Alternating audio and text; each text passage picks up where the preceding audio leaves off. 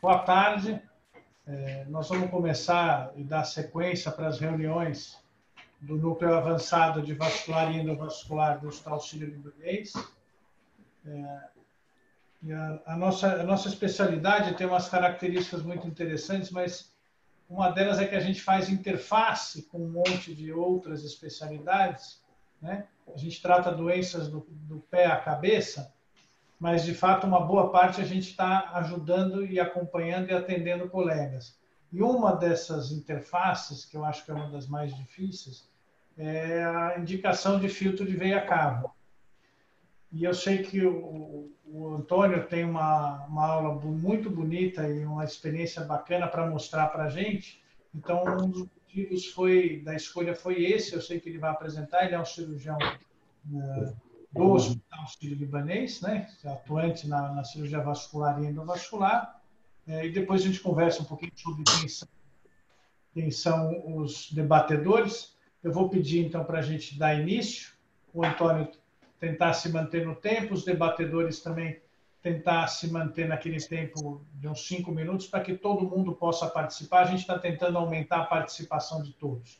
Então, vou pedir para começar, depois Zerati, Mauro, Valtão vão pedindo ou dando os apartes. Quem quiser falar enquanto tiver a apresentação, pode digitar aqui no chat.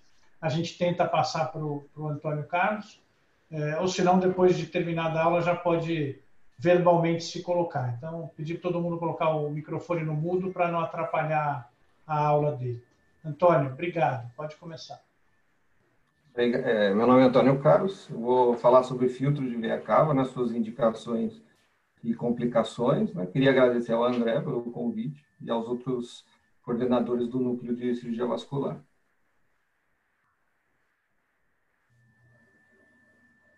Deixa eu ver se entrou aqui. Está dando para ver a tela inteira, certo?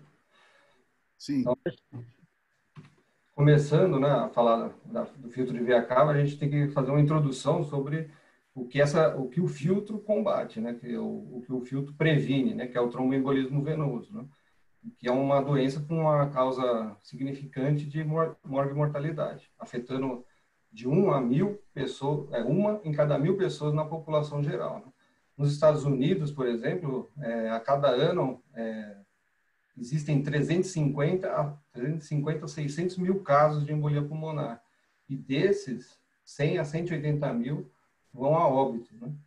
A trombose sem tratamento, ela também acaba levando a um alto risco de embolia pulmonar, né? Podendo ser fatal em até 25% dos casos. Então, é óbvio que é uma doença grave, né? O tratamento hoje é a anticoagulação, mas será que tem alguma outra coisa a mais a se fazer? No início do século passado, perceberam que teria que fazer alguma coisa, ter algum dispositivo, fazer alguma coisa com a veia cava para prevenir a embolia pulmonar. Né? Então, no início do século, existiam as plicaturas, as ligaduras de veia para prevenir a embolia pulmonar. Até que, na década de 50 e 60, foi a procura por um dispositivo que mantivesse o fluxo e, ao mesmo tempo, conseguisse captar esses êmbolos, né? E em 67, Mobin Udin fez o primeiro filtro de veia cava, né? E, na verdade, era uma membrana multiperfurada. E o filtro, como a gente conhece hoje, ele surgiu em 1973 com Greenfield, e o filtro de Greenfield, e de lá para cá vem aperfeiçoando o material, o dispositivo, o tamanho dele, a facilidade para introdução, de liberação e tudo isso. Ao longo desse período, né, de 73 para cá, houve um aumento muito grande no número de implantes de filtro de veia cava. Então, nos Estados Unidos, por exemplo, em 79, ocorreram 2.000 implantes. E 20 anos depois, já estavam se fazendo 50 mil implantes de filtro de veia cava. Em 2010, 130 mil implantes de filtro de veia cava, com um aumento anual de 93 a 2010 de 9,4% ao ano. Até que em 2010 começaram a surgir as complicações, muitas complicações. Né? E o FDA, então, emitiu um aviso de segurança aos médicos sobre o risco do filtro de veia cava, do implante prolongado, e questionando os riscos e benefícios dele. E a partir daí, desse aviso do FDA, em 2014, tem um novo número, né? Observando que caíram bastante o número de implantes, baixando de 130 mil para 96 mil, com uma queda anual de 6,7%. Né?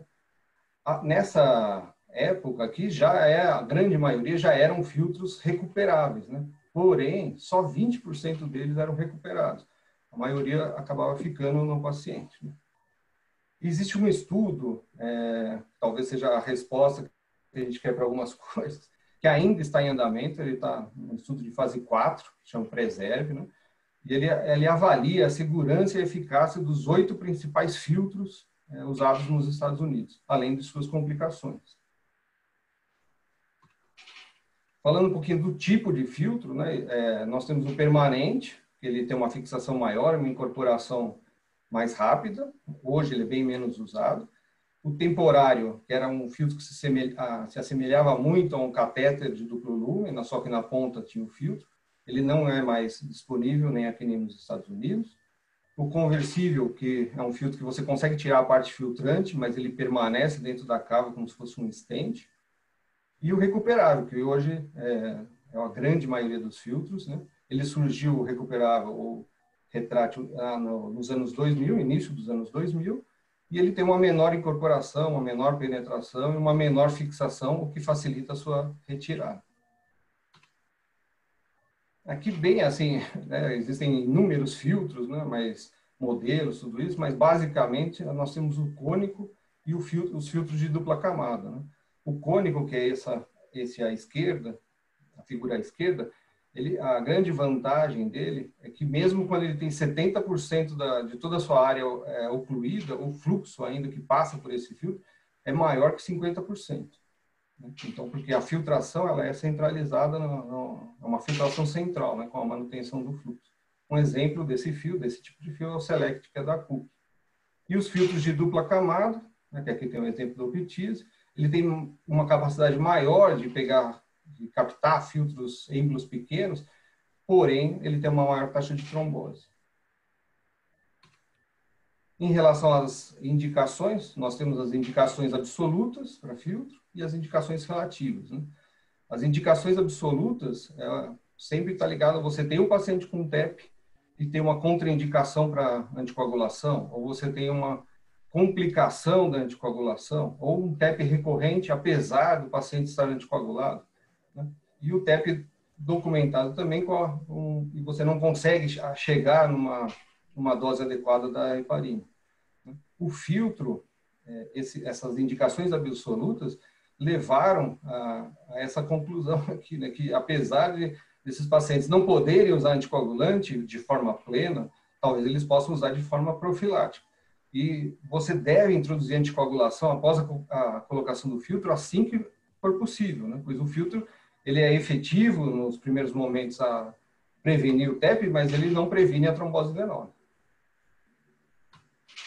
E temos as indicações relativas, né, que é a baixa aderência ao tratamento anticoagulante, o trombo flutuante ilíaco cava ou ilíaco femoral, né, o carcinoma de células renais que se estende para a veia cava, pacientes que têm uma trombose extensa, que são submetidos à trombectomia ou trombólise venosa, o TEP documentado em pacientes com baixa reserva cardiopulmonar, alto risco de complicações de anticoagulação, pacientes oncológicos, grandes queimados ou gestantes, embolia pulmonar recorrente com hipertensão pulmonar e profilaxia de TEP em cirurgias de grande porte, como cirurgias bariátricas, por exemplo, vítimas de trauma grave ou clínicos de alto risco. Porém, essas indicações relativas, ela tem, desde 2012, na CCP de 2012, já havia essa recomendação que foi reforçada no de 2016, que é que o filtro de veia cava não seja usado de rotina em pacientes que podem ser anticoagulados. Em relação às complicações, temos as complicações no acesso vascular, né? O mais comum é o sangramento, a trombose local. O sangramento, geralmente, ele não é significativo, porque a gente está funcionando uma veia. E a trombose, ela ocorre até numa porcentagem alta, porém só 3% são importantes ou são sintomáticos. E a fístula arteriovenosa também é uma outra complicação da punção, do acesso vascular, mas é bem raro mesmo. Tem o tilt do filtro, que seria uma angulação maior que 15 graus, é quando o filtro, por exemplo, tem um filtro cônico tombado na veia cava, né? Então a parte superior dele está encostada na veia cava. Ele causa, é uma causa importante de falha na retirada dos filtros, e ele aumenta também a chance de embolia pulmonar e de trombose, né? Migração do filtro é uma outra complicação, né? É definido como um movimento de 2 centímetros acima ou abaixo do local do implante, né? Mas geralmente são fragmentos do filtro, ou o próprio filtro na liberação, que acaba indo para o átrio ou para o coração, ou que nem nesse caso da figura, para um fragmento na artéria pulmonar. Graças a Deus a incidência é bem baixa, menor que 1%, mas é uma consequência muito grave e pode levar a consequências fatais.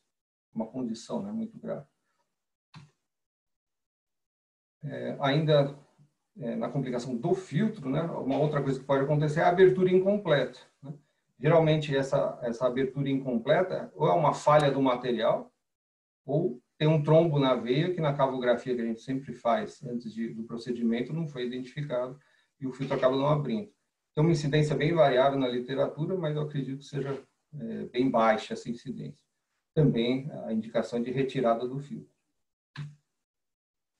Tem os erros do cirurgião ou do operador que faz, né? Então, o filtro liberado em local não desejado, né? Geralmente a gente libera o filtro abaixo da veia renal e acima da confluência das ilíacas, né? Em casos especiais, a gente pode liberá-lo acima da veia renal, suprarrenal, né?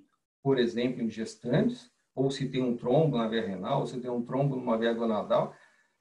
Porém, aumenta muito a incidência de trombose renal e de insuficiência renal. Liberar ele na veia ilíaca também não é ruim, né, porque é uma veia menor, também aumenta o índice de trombose, mas uma boa cavografia antes do procedimento evita essa complicação, né? Também é bem difícil de acontecer. O filtro, outro erro do operador seria a orientação incorreta do filtro, né? Geralmente o filtro ele vem montado ou para passar pela via femoral ou para passar pela via jugular. Então, se de repente você pega ele montado para passar pela via jugular e passa ele pela femoral, ele vai ficar se for um filtro cônico, ele vai ficar de cabeça para baixo, né? E isso dificulta depois a remoção desse filtro e pode também perder um pouquinho do que é desejado do filtro de captar os lêmures. E as complicações pós-procedimento, que são as duas complicações mais importantes que existem de maior frequência, né? A primeira delas é a trombose, né? Ocorre em menos de 10% dos filtros atuais, mas tem uma incidência na literatura que varia de 2% até 30%. Os sintomas, quando ocorre a trombose do filtro, é dor e edema em ambos os membros inferiores, sintoma mais comum. Quando você tem uma trombose do filtro, ele pode se estender acima das veias renais, aumentando a chance de tromboembolismo pulmonar e de insuficiência renal. Lembrar sempre que a TVP é uma complicação tardia também desses filtros, né? E os filtros recuperáveis seriam os mais indicados para evitar essa complicação. Então, passa o filtro, fica lá um mês e você retira esse filtro. Porém, mais de 50% desses filtros não são retirados, apesar de ser a grande maioria hoje em dia. Existem 2 trabalhos randomizados na literatura, esse pré-PIC, né, para tentar calcular a prevenção da recorrência de embolia pulmonar com o filtro, né. O primeiro, que foi feito há 15 anos atrás, eles pegaram 400 pacientes com e sem embolia pulmonar, dividiram em 2 grupos, né, filtro mais anticoagulação e anticoagulação sozinha, e as conclusões é que nos primeiros 12 dias, houve uma menor incidência de embolia pulmonar nos pacientes com filtro, quase 5 vezes menos. Porém, a longo prazo, tanto após 2 anos quanto após 8 anos, o grupo com filtro tem uma recorrência de TVP muito maior. Após 2 anos, quase o dobro, né, de recorrência de TVP, e com 8 anos, um pouco menos, mas também importante. E a passagem do filtro em pacientes que podem anticoagular não alteraram a sobrevida ou a ocorrência de síndrome pós-trombótica. O outro trabalho, o PREPIC 2, ele foi feito há 5 anos atrás, já com filtros recuperáveis, né? Porém, eles usaram só pacientes que já tinham tido embolia pulmonar. Também dividido em 2 grupos, filtro mais anticoagulação e anticoagulação sozinho, e observaram que não houve diminuição no risco de embolia pulmonar recorrente em 3 meses. Como eles só usaram pacientes com embolia pulmonar, permaneceu incerto, né, a eficácia do filtro recuperável em pacientes com TVP, porém sem embolia. E é o único estudo randomizado com filtro recuperável que mostra que não há vantagem na sobrevida quando se usa filtro mais anticoagulação. A outra complicação pós-procedimento mais importante é a perfuração, né? A definição de perfuração seria algum componente do filtro penetrar mais de 3 milímetros na parede da veia cava e entrar no espaço pericava ou em estruturas adjacentes. A maioria desses casos são assintomáticos e achados de exame. Esse autor, ele fez um levantamento de 1970 a 2014, pegando 9.002 pacientes com filtro de veia cava, e achou uma porcentagem alta, né? 19% dos pacientes apresentavam perfuração pelo filtro. Desses 1.699, 8% eram sintomáticos, sendo o principal sintoma a dor abdominal, e 5% precisaram de intervenção cirúrgica. A perfuração, quando ela atinge estruturas adjacentes, né? Por exemplo, o duodeno, aí você pode ocorrer a dor abdominal, a obstrução intestinal e o sangramento gastrointestinal. Quando perfura a aorta, pode ocorrer uma fístula aortocava, um pseudaneurisma ou a formação de trombo dentro da luz da aorta, que pode levar a embolias para os membros inferiores, e pode ainda ocorrer dor lombar e hematoma retoperitoneal. Aqui nessas figuras, né, a primeira figura a gente mostra aqui um fragmento, uma haste do filtro dentro da aorta. A segunda figura também, um fragmento grande, quase atravessando toda a luz da aorta. E essa terceira figura, uma das hastes do filtro, traumatizando a coluna lombar. Esse daqui é uma descrição de um caso que o filtro penetrou, né, na tomografia dá para ver que o filtro penetrou a alça do intestino, né, e depois na endoscopia, esse foi o achado, né, uma das garras do filtro dentro do intestino. Eu vou mostrar agora 3 casos, né, do Dr. Júlio, que a gente operou juntos, né, participou junto. Esse primeiro caso são já fotos intraoperatórias, mas era um paciente jovem, que tinha sofrido uma queda de moto, um politrauma, há 3 ou 4 anos atrás, e depois, no pós-operatório, ele evoluiu com uma trombose venosa, ilíaco-femoral. Foi passado o filtro, e o filtro ficou durante esses 3, 4 anos. Ele era da Venezuela, ele veio para o Brasil e procurou o Dr. Júlio com uma queixa de dor abdominal e edema em ambos os membros inferiores.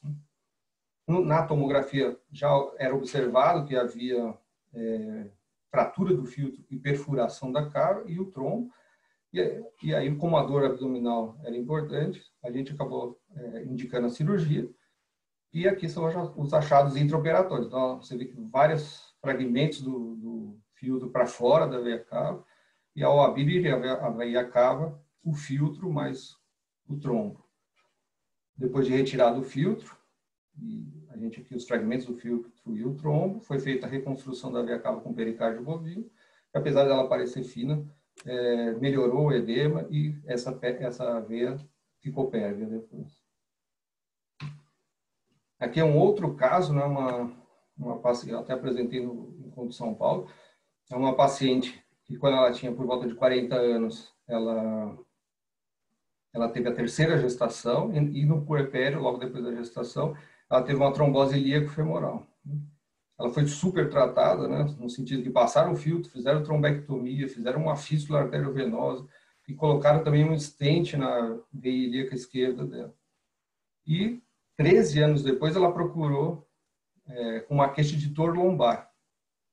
E não tinha, né, toda a investigação para algum problema gastrointestinal, foi tudo descartado. E no raio-x simples de abdômen, principalmente no perfil, a gente vê que o filtro está bastante fragmentado. Na tomografia dessa paciente, todas as pernas do filtro, né, todas para fora dos limites da veia cava, e uma chamava a atenção que ia para a coluna lombar. E o stent que ela tinha na ilíaca, também, né, ultrapassando os limites da veia ilíaca. Aqui são os achados intraoperatórios, né, então o filtro era um trapeze, estava a volta do filtro, todas as hastes para fora da veia cava, e o stent também com as barbelas para fora da veia ilíaca. Foi feita a abertura da cava, retirado esses fragmentos do filtro, realmente tinha um que ia para a coluna lombar, aqui a veia cava já limpa. Foi feito também um PET de pericárdio para restabelecer o fluxo, e onde estavam aquelas garras do stent para fora, o Dr. Júlio simplesmente cortou, mas fez esse reforço com o pericárdio bovino. E um último caso é um paciente que teve neoplasia de cólon, depois ele teve neoplasia de estômago, e ele, na primeira cirurgia do cólon, ele fez uma TVP, passaram um filtro, isso há 19 anos atrás, só que ele procurou 18 anos depois da passagem do filtro, né, quando ele também precisou operar um neogástrico, e aí esse foi o achado da tomografia, um filtro totalmente fragmentado, né? Só que esse paciente era assintomático. Foi optado, então, pelo tratamento clínico e ele também ia fazer uma segunda opinião nos Estados Unidos. Por fim, né, as complicações da retirada do filtro. Né? Então, o filtro, quando a gente retira, a gente usa esse laço aqui para agarrar o ganchinho que tem na ponta do filtro e depois empurra a camisa do próprio laço para encapar esse filtro. Mas, nesse procedimento, quando você faz isso, há o risco de fratura do filtro e há o risco da lesão da veia cava. Fizeram um levantamento de 37 trabalhos, com um total de 6.834 pacientes, né? E desses 6.834, 111 tiveram complicações na retirada do filtro. Mas somente um desses pacientes tinha o filtro passado com menos de 30 dias. Né? Então, as causas da falha da retirada geralmente estão ligadas ao quanto o filtro está aderido na parede da veia, e também a presença de tilt ou trombose. As recomendações para a retirada variam muito de modelo para modelo, vamos dizer assim, né? Mas geralmente as recomendações são de retirada no primeiro mês, nos primeiros 30 dias, né? Então varia de 15 até 2 anos o SELECT. O Dr. Júlio já tirou um filtro com 2 anos, mas não é o habitual. O habitual o ideal seria tirar com até 30 dias. Né? E aqui mostra uma taxa de sucesso entre remoção e número de meses. Né? Com 1 mês, 99% de sucesso na remoção. Com 3 meses, 94%. Agora, com 1 ano, essa taxa cai bastante para 37%. Como eu disse lá atrás, né, o FDA, em 2010, já tinha muitos processos, muitas queixas, muitas complicações, né? E, então, o filtro também tem suas implicações jurídicas, né? Que geralmente estão ligados às indicações relativas. Né? Tem uma pesquisa online de 15 anos, né, que encontrou a palavra filtro de veia cava em 157 processos. 49 deles estavam diretamente ligados ao filtro. Geralmente, os especialistas que foram processados, né, são os clínicos que indicam ou os vasculares que fazem. Né? E desses 49, 17 casos foram a favor do réu, com pagamentos que ultrapassaram até R$1 milhão. Né? A conclusão desse trabalho é que é importantíssimo o consentimento informado para usar o filtro somente em indicações absolutas, isso pode levar até o óbito, né, se ele não tiver uma indicação clara, retirá-lo assim que possível e ele conclui também que a não colocação do filtro seria mais justificável juridicamente do que ter uma complicação do filtro. Então, como conclusão, né, ainda o tratamento com anticoagulantes é o mais eficaz para TVP e TEP, devendo ser reservado o filtro para os casos de indicação absoluta. O principal combate de TVP e TEP está no diagnóstico precoce na profilaxia química e mecânica para para esses pacientes, né, ou para os pacientes de risco. O filtro profilático não retirado após cumprir o seu papel aumenta a incidência principalmente de DVT e de outras complicações. E hoje, mesmo com o uso do filtro recuperável, né, menos de 50% deles são retirados, o que aumenta também a taxa de complicação a médio e longo prazo. É isso. É isso, André. Parabéns. Acho que foi uma aula excelente. Se quiser parar de dividir isso. Uma aula excelente. Eu não esperava uma coisa diferente. A gente conhece a experiência do grupo de vocês. Anda junto também com as experiências que a gente teve do ponto de vista de complicações, né? Mas eu achei que era importante a gente ver todas essas indicações. Eu só tenho a agradecer e parabenizar pela aula. E vou tentar agora que os coordenadores também chamem os debatedores para a gente ouvir a opinião deles. Talvez começar falando um pouquinho sobre indicação e depois sobre a parte pulmonar. O Valtão, não sei se está por aí. Estou aqui. Chamar os debatedores, né, André? Isso. Bom, chamar o Daniel antes? Ou talvez o Cirilo, que é para ver quando a gente indica, que é mais a contraindicação de anticoagulação.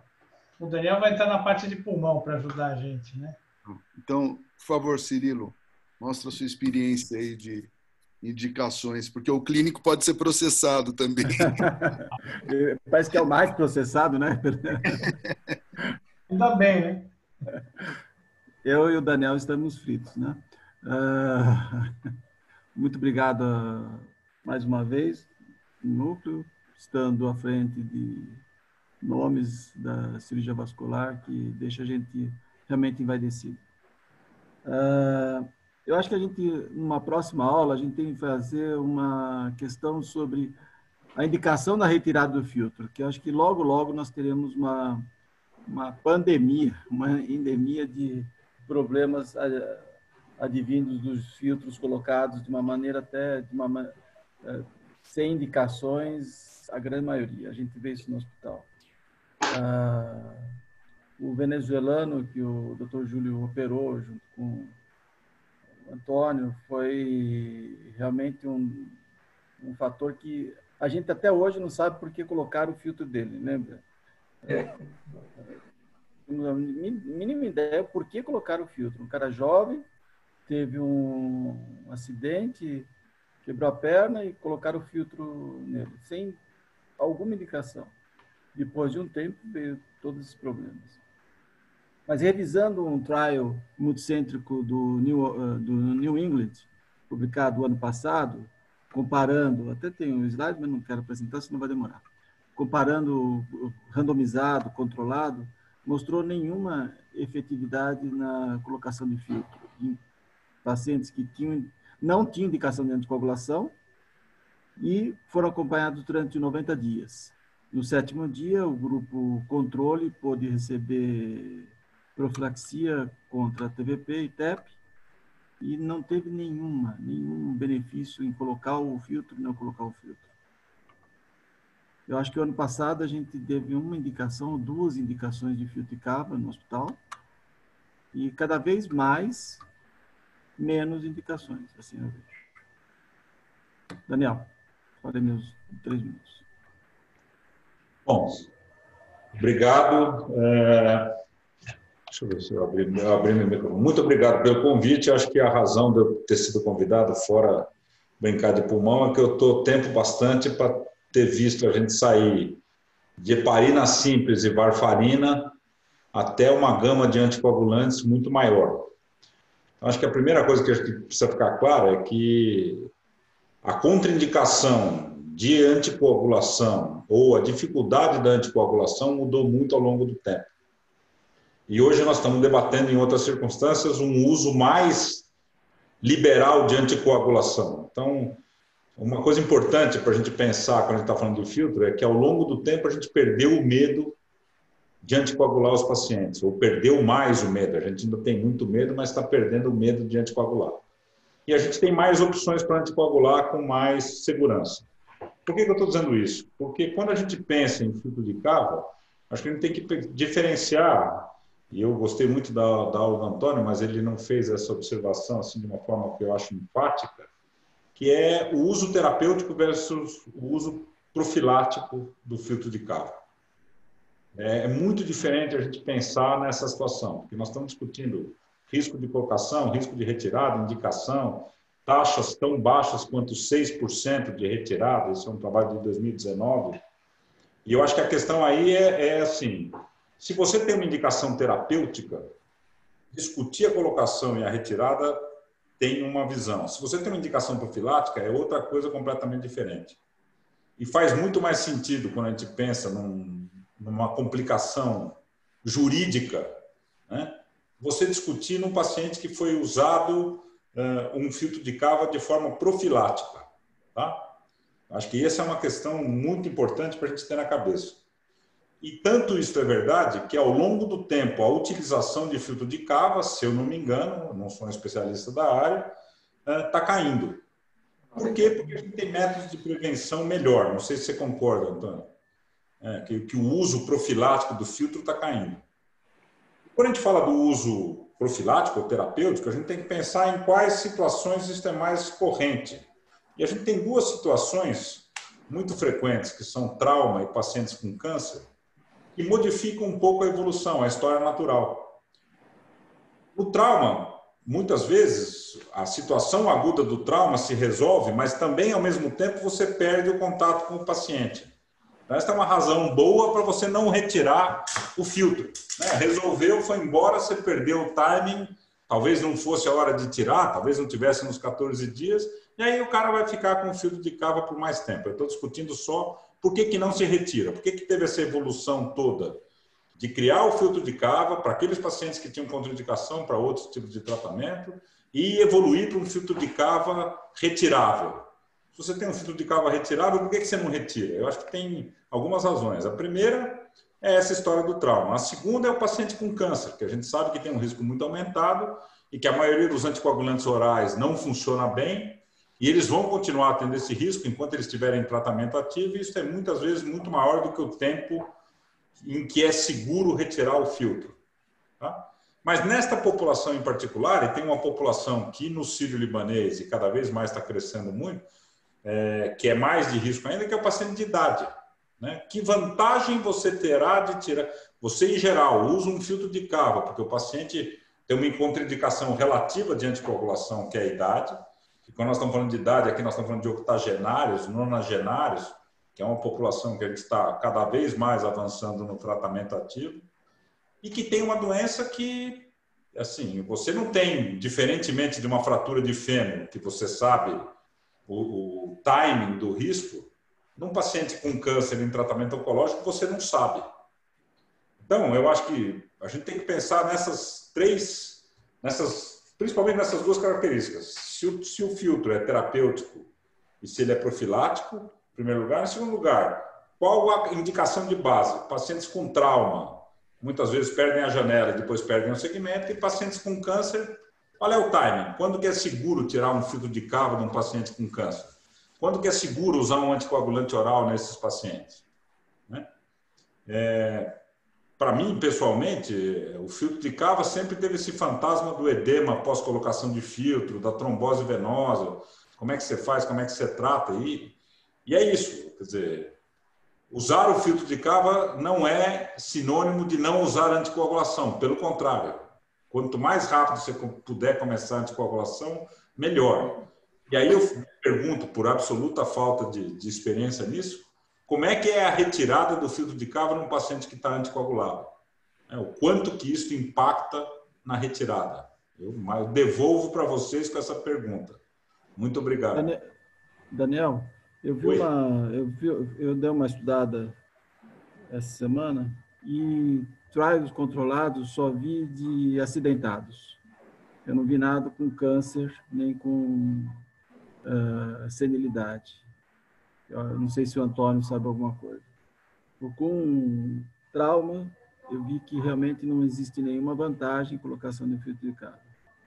E a gente não não. precisa da heparina não fracionada, que é boa para chufo, somente por via endovenosa. Pois é.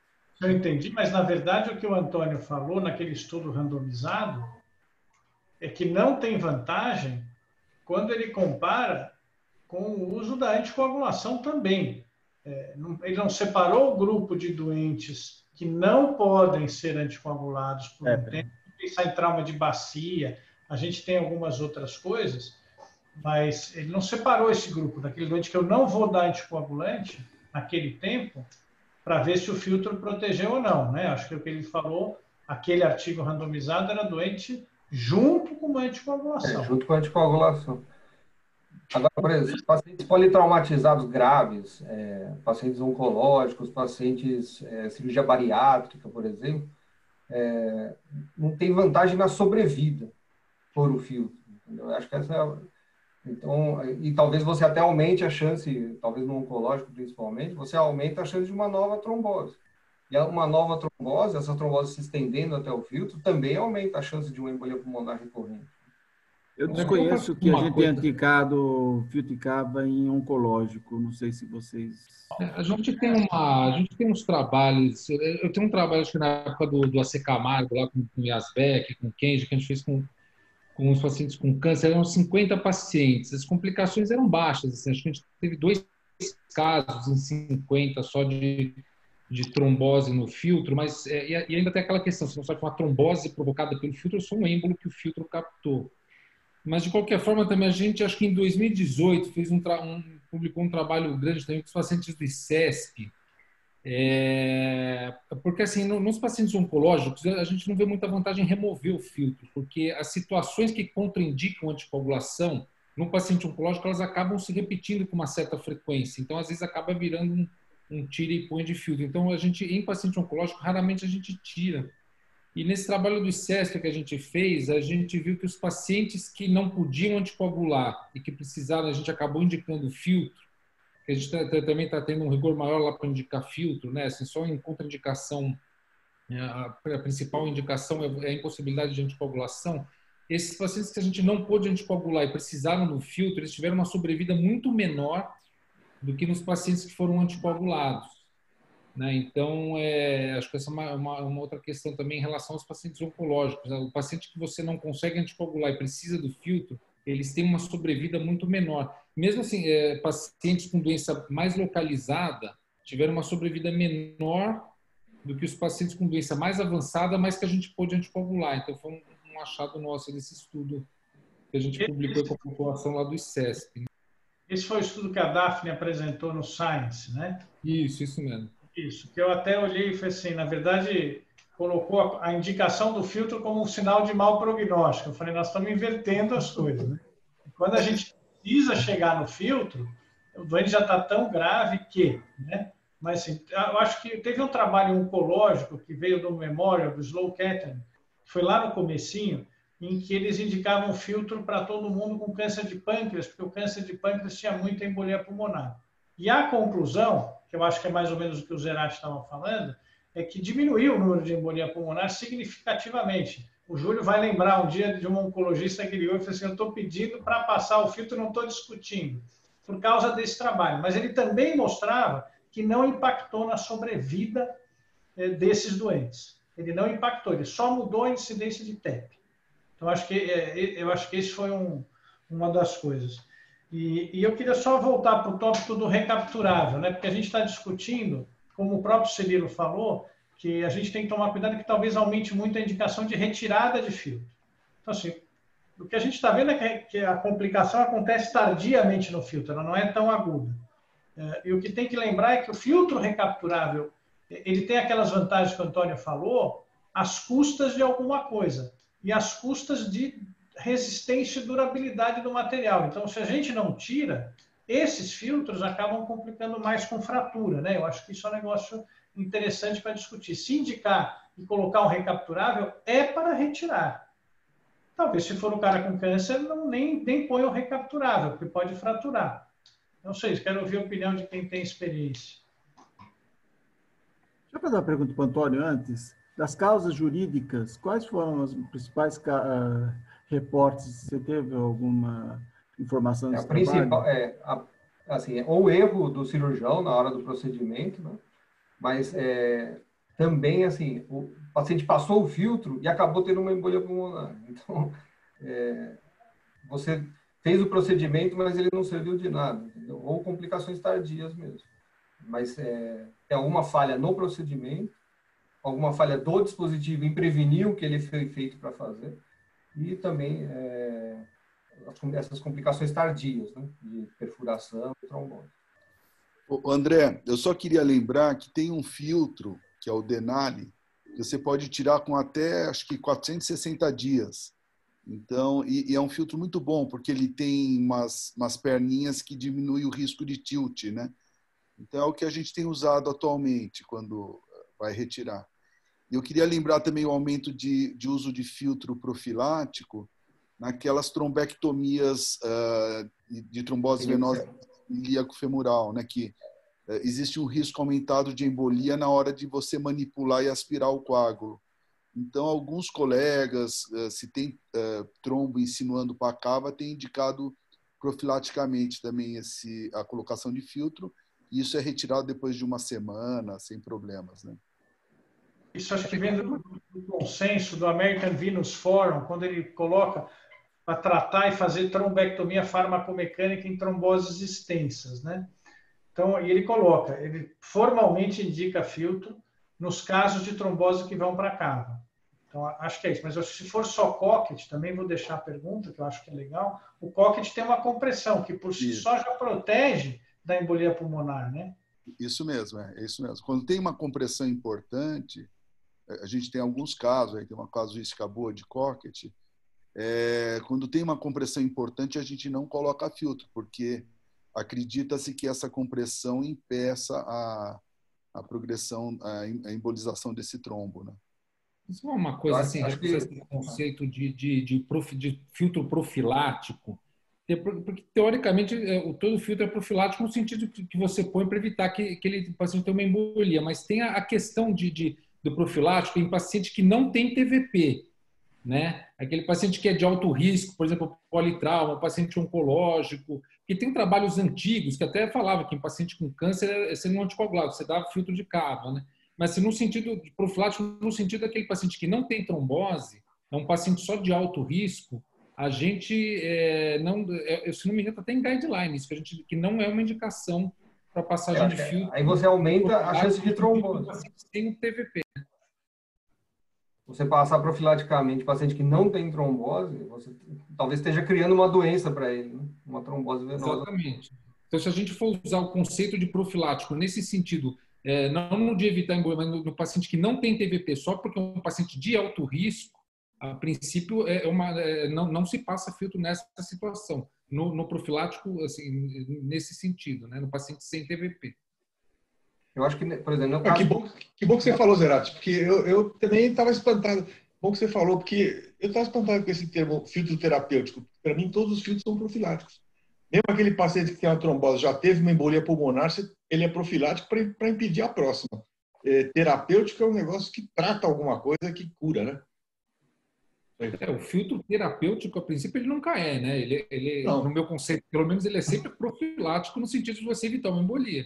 Mas quando eu acho que se discute literatura, filtro em paciente profilático, acho que é no sentido do paciente que não tem TVP, é um paciente só de alto risco. Por exemplo, você pega um paciente que tem uma baixa reserva cardiopulmonar, está internado numa UTI, se é um paciente que evolui com uma embolia, ele tem um risco de óbito maior. Mas, assim, um paciente sem TVP, mesmo nesses casos, a princípio a gente não indica no paciente em termos profiláticos, considerando o conceito de profilático aquele paciente que não tem TVP. Né? Nos Estados Unidos, eles usavam em politraumatizado, já na entrada, a colocação de filtro, porque eles achavam que o risco alto de TVP e tal, e mais embolia pulmonar, aumentaria o risco. Então, acho que isso daí é o profilático. Eu acho que, se a gente lembrar um pouquinho da história, porque hoje a gente está com mais critério para indicar. Eu acho que é o que eu falei logo de início. A coisa mais importante são os critérios de indicação. Essas são as coisas mais importantes. acho que todos nós cirurgiões ouvimos, diferentemente dos clínicos, né, da maioria do que a gente viu no histórico, várias, que talvez seja esse o profilático que o Daniel está falando, várias vezes a gente foi chamado, acho que hoje não, para, esse doente tem uma trombose, ele está anticoagulado, teve outro evento trombótico, vamos passar um filtro. Isso, acho que todos nós ouvimos, e seria uma coisa que hoje não é mais indicação, né? Não sei quantos viram esse tipo de solicitação. Tentando só chamar o pessoal que está assistindo para perguntar, né, não só os debatedores e nós, eu vou pedir para o Pedro Paniza, que apresentou a reunião passada e está assistindo hoje, vou pedir uma opinião para ele. Será que ele acabou de sair? Oi, André, estou ouvindo.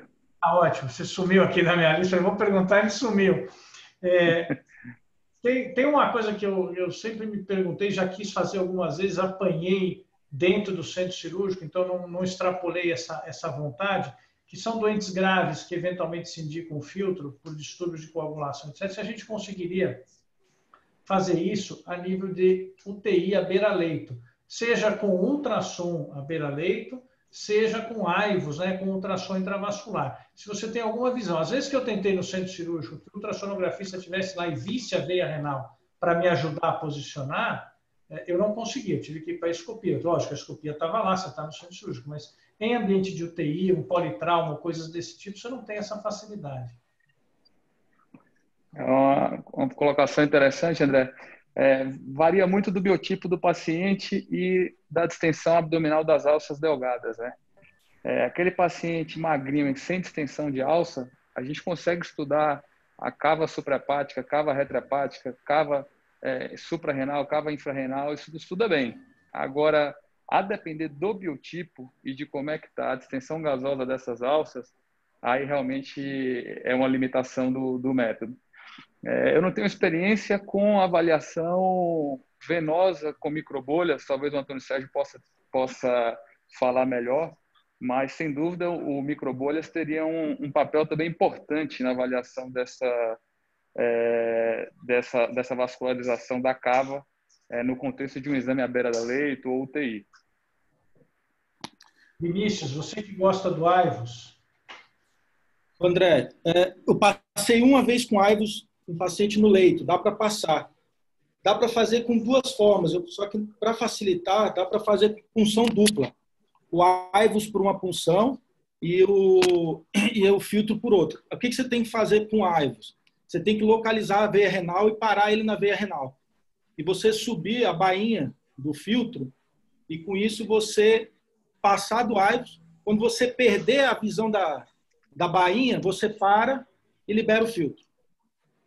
Claro que você vai ter que puxar o AIVOS antes para evitar enroscar. Eu acho que não enrosca, mas dá para fazer assim. Eu tenho um caso e depois a gente fez um raio-x no leito, ficou bem e tal, mas o ideal é que se fazer com escopia é melhor, dá um pouco de medo, né? Mas dá para fazer. Com punção dupla, você visualiza a ponta da bainha. Quando você parou de visualizar no AIVOS, é o local para você soltar. Mas tem que ter experiência em identificar as renais, né? Então tem que ter um pouco de vivência com AIVOS aí. As veias renais em si são reparos calibrosos, né? Diferente da artéria renal, que no ultrassom é mais difícil de ver, a veia renal em si ela tem um calibre maior, é mais fácil de identificar que as artérias em si. Falou no Antônio Sérgio, ele apareceu, André? Não, eu tava sem áudio, sem vídeo. Mas acho o seguinte, essa colocação do Pedro aí a respeito do ultrassom de microbolhas é bastante interessante. Eu, sinceramente, nunca tinha pensado e nem procurei algum artigo a respeito. A visualização, ela fica, sem dúvida, ficará muito mais fácil, com alguma restrição a respeito de distensão de alças e biotipo. Mas como reparado anatômico das veias renais, talvez seja uma oportunidade de você estudar dessa forma, com o contraste, que foi o tema da discussão da reunião passada. A questão, tudo isso é experiência. Né? Quando está passando-se menos filtros, fazendo-se menos procedimentos e como adquirir uma experiência com contraste suficientemente positiva para tornar isso viável clinicamente. Acho que essa é a minha questão. Mas eu acho bastante interessante a opinião do Pedro, foi muito boa. A cavografia que a gente faz no centro cirúrgico, muitas vezes não, você precisa fazer 2 ou 3 vezes para ficar boa, usar uma quantidade maior de contraste. É bem diferente da arteriografia, que quase que 100% das vezes fica bom, né? Às vezes a cavografia, parece que o contraste se dispersa muito mais rápido na veia. Não sei se o ultrassom com microfone... Antônio, a gente costuma entrar com o catéter na veia renal. Aí a gente injeta o contraste na veia renal.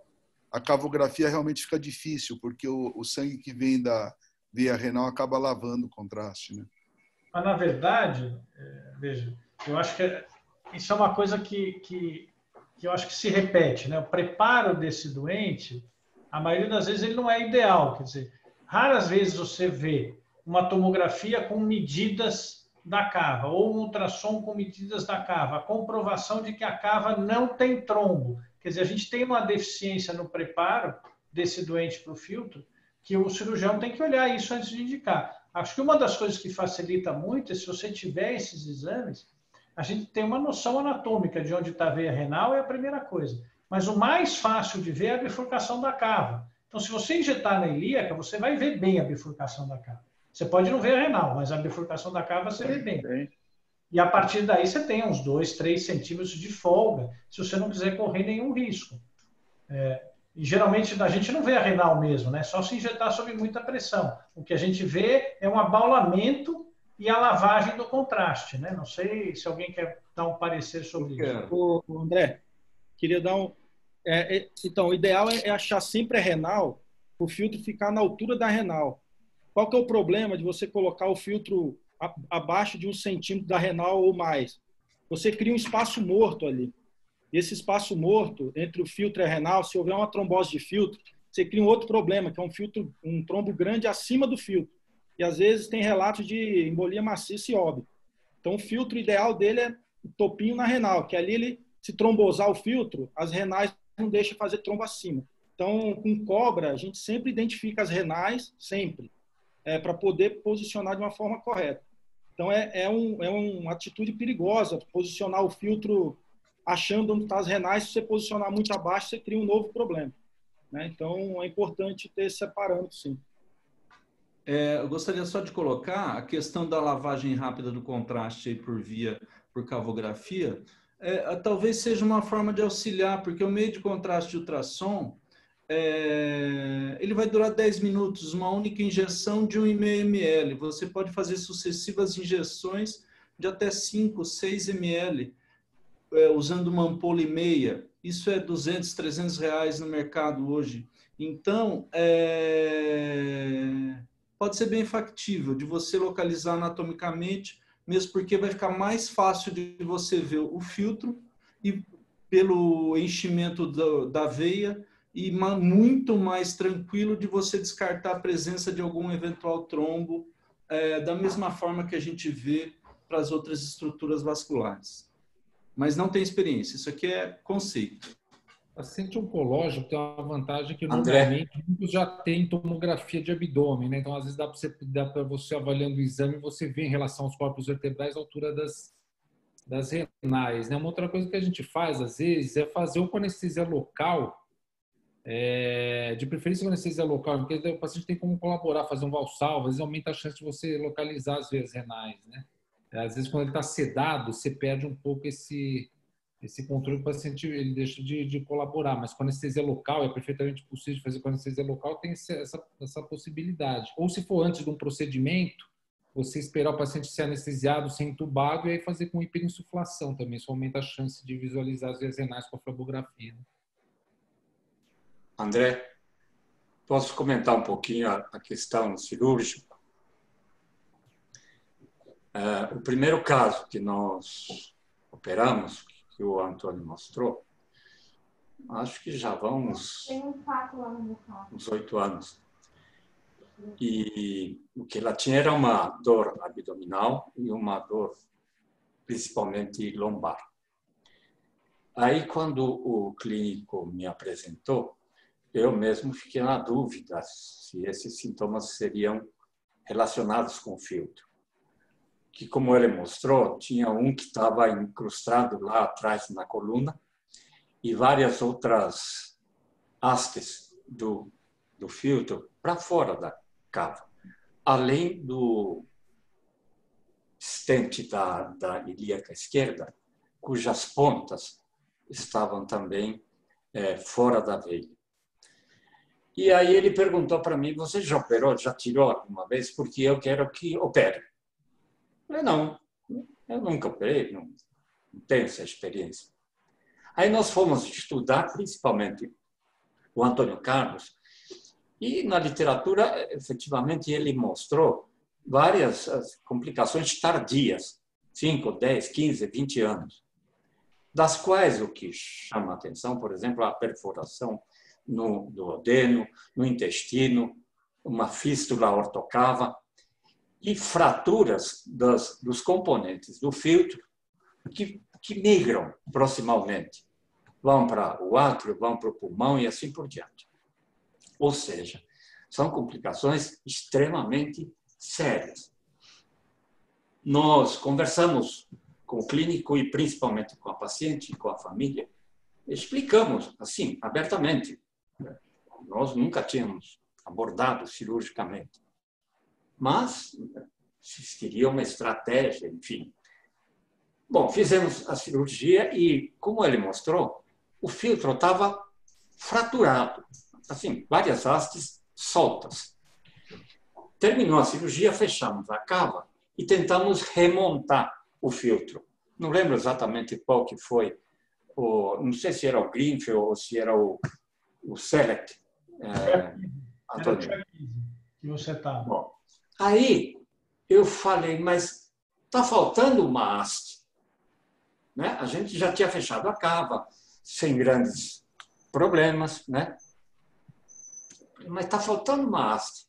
Por que ela tem essa dor? E aí que ocorreu a ideia de fazer um raio-x simples. Vamos olhar, né? Porque não dá para ver, não dá para palpar. E, efetivamente, uma das hastes, justamente aquela que estava encravada no ligamento amarelo, provavelmente na coluna, tinha sobrado. Mas não dava para ver.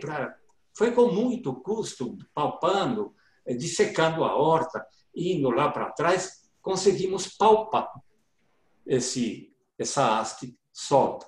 E foi quando a gente tirou.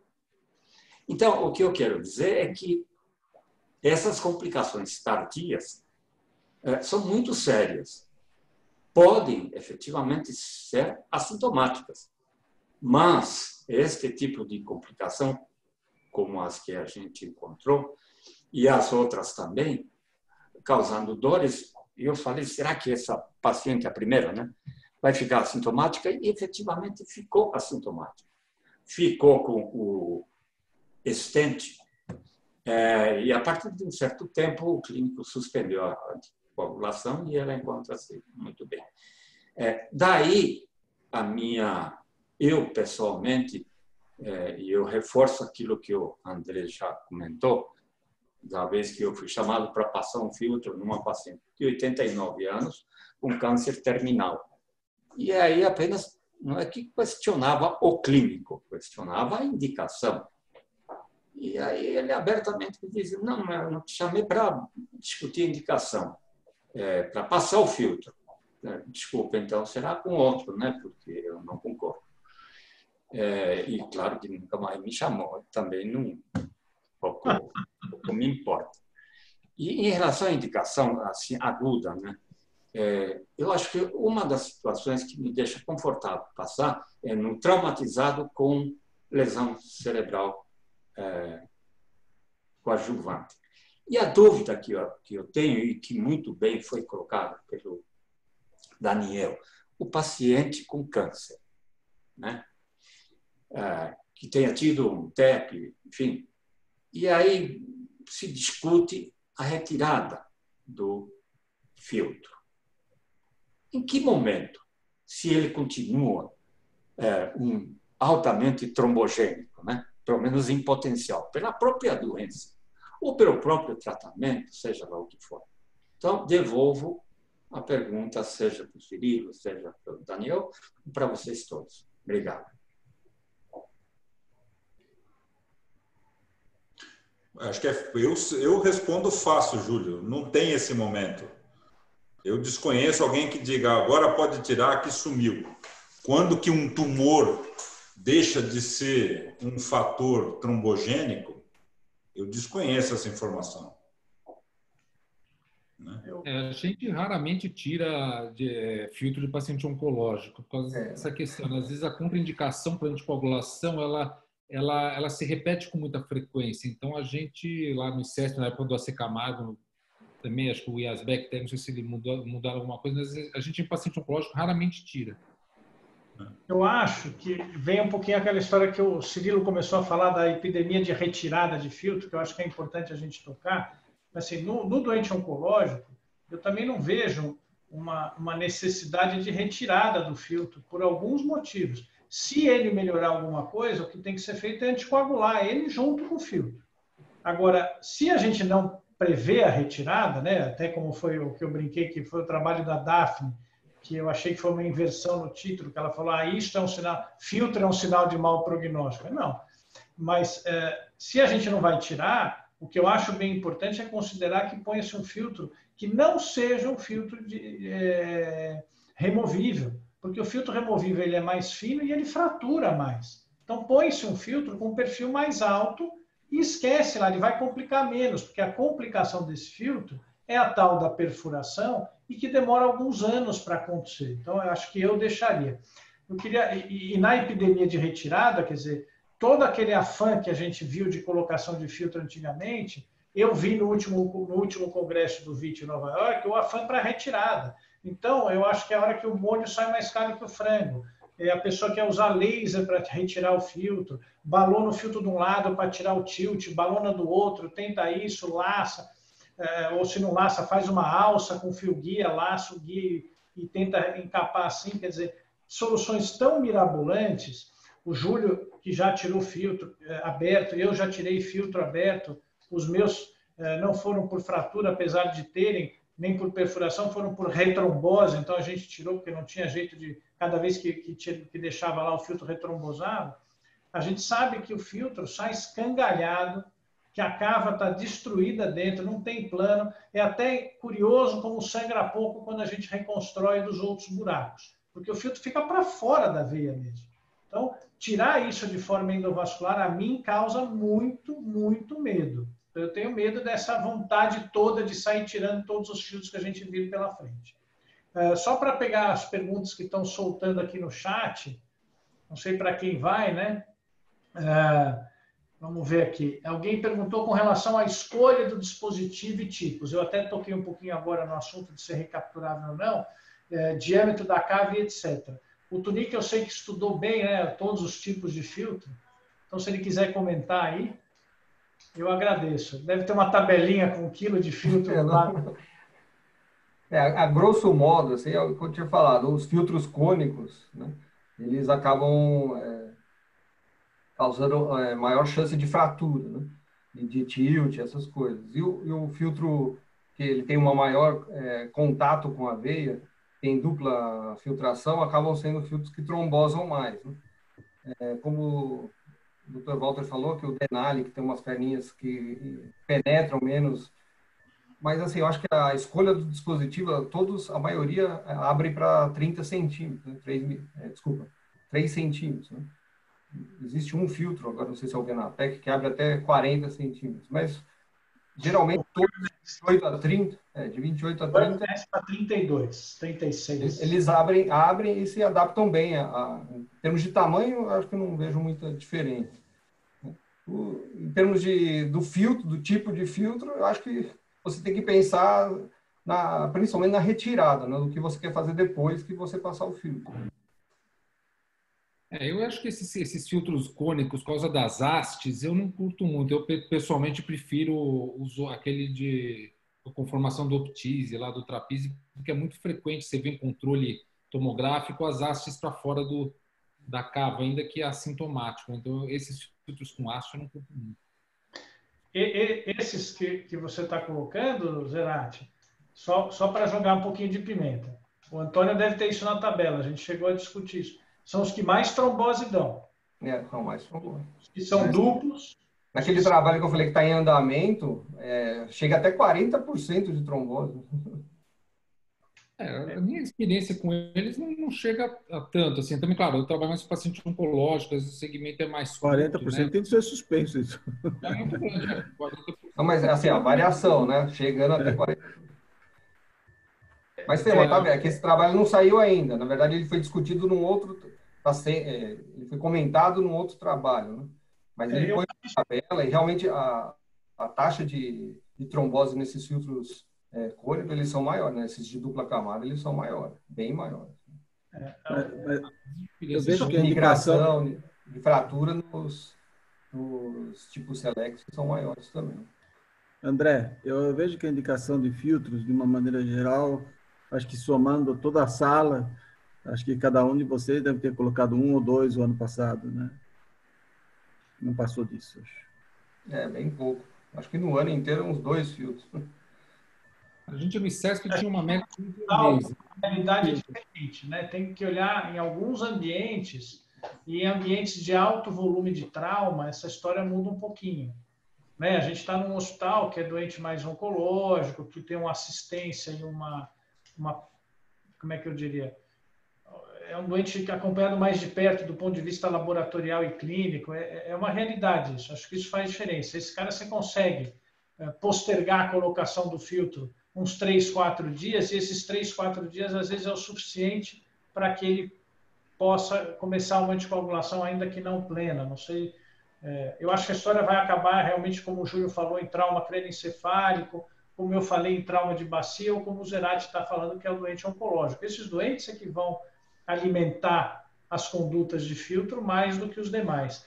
Tem uma outra perguntinha aqui, que talvez o Cirilo também ajude, eu vou ler. Para gestantes que apresentam TVP proximal no primeiro trimestre, qual o intervalo máximo de tempo entre o evento trombótico e o parto, ou seja, aquele intervalo em que você vai precisar anticoagular ou não, para que se indique o filtro de veia cava? Eu entendi a pergunta, André. Tem o terceiro. É difícil, mas a pergunta é assim: tem uma trombose proximal, ou seja, de ilíaca, no terceiro trimestre. Eu falei mal, no terceiro trimestre. E aí acho que a pergunta é: vai por filtro ou não vai por filtro? Anticoagulação, né, em primeiro lugar. Eu não poria filtro, né? Não sei o Daniel. O Augusto teve um caso recente que ele acompanhou, até. Uma gestante que teve uma trombose no último mês, os últimos 2 meses da gestação, só que aí anticoagulada. Quando ela fez o parto, ela já tinha 1 mês de anticoagulação.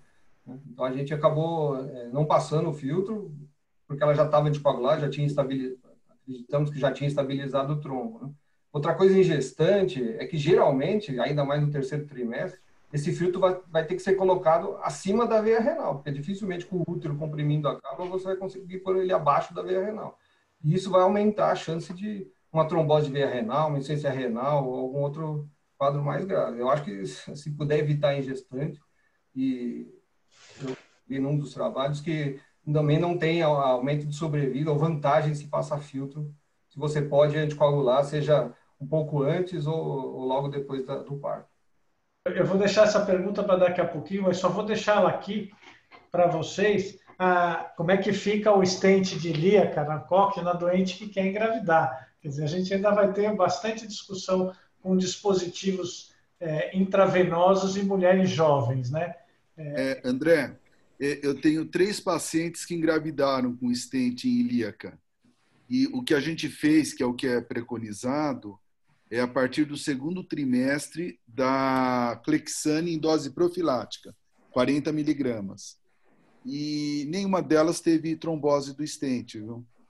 A história do stent venoso, eu acho que é um negócio para uma próxima aula, mas eu só deixei a pergunta aí. Eu acho que eu já conversei com o Cirilo várias vezes. Você vai anticoagular por quanto tempo? Você vai antiagregar, né? Tem um corpo estranho. Eu acho que a gente pode puxar isso para uma outra reunião. A gente está às 2h15. Vamos ver no limite. do que a gente tem para gravar. Se alguém quiser perguntar alguma coisa, dar uma parte, eu adoraria. O Vinícius está colocando aqui no chat, só para lembrar, o Bird Daniel. é o maior, é para 40 milímetros de cava, eu tinha falado 36, ele me corrigiu aqui. O Greenfield para 35 e o Ela é 35 também.